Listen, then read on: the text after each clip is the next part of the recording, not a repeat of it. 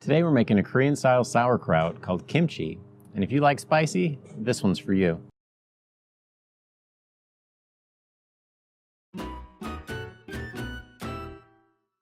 These are the ingredients that you're going to need. I got the Korean chili flakes off of Amazon, and they're a whole lot better than some of them that I've tried. I picked up the Daikon at an Asian market for $3 after checking 3 different grocery stores, and this is enough to do several batches. The rest of the ingredients you should be able to find at any standard grocery store.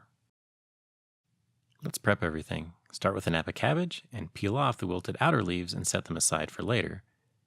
Cut it in half, and then again into quarters.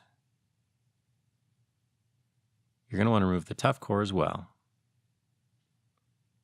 Remove any of the leaves on the inside that you wouldn't want to eat.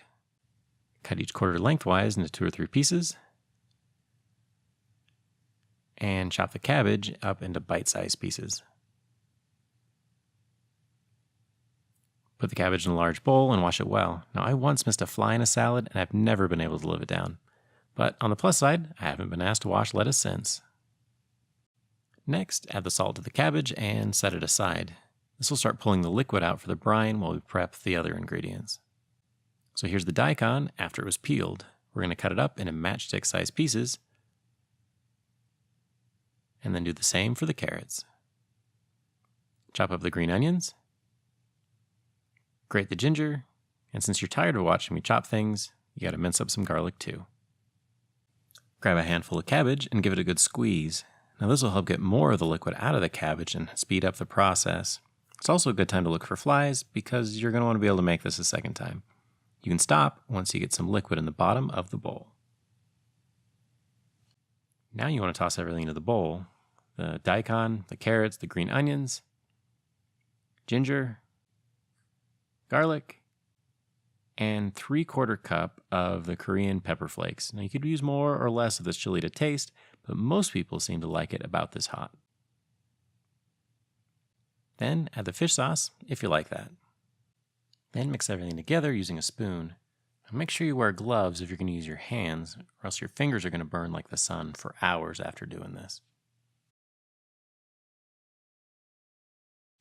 I'm using a 1/2 gallon canning jar, which is almost big enough for this recipe. The next step is to cram as much in the jar as you can. It's kind of like a clown car at the circus. You'd be amazed how much you can fit in it. So cramming it in makes it so you need less brine to cover all the veggies. You're going to want to smash it down, give it a shake, do anything you can because anything above the brine will turn brown and not be very appetizing. Remember that wilted leaf you set aside? Cut a piece of it off and put it on top, and that's going to keep everything down underneath the brine. Now, the next step with a shot glass is optional, but it helps keep things in place and keeps the brine from going into the airlock. I have a link in the description to the bottle lid and the airlock so you can do this at home. The last step is to put the airlock on top and let it sit for about a week to ferment. So the ideal temperature for kimchi is around 65 degrees. In my house in the summertime, it's warmer than that, and so I'm going to keep it down in the basement where it's a lot closer.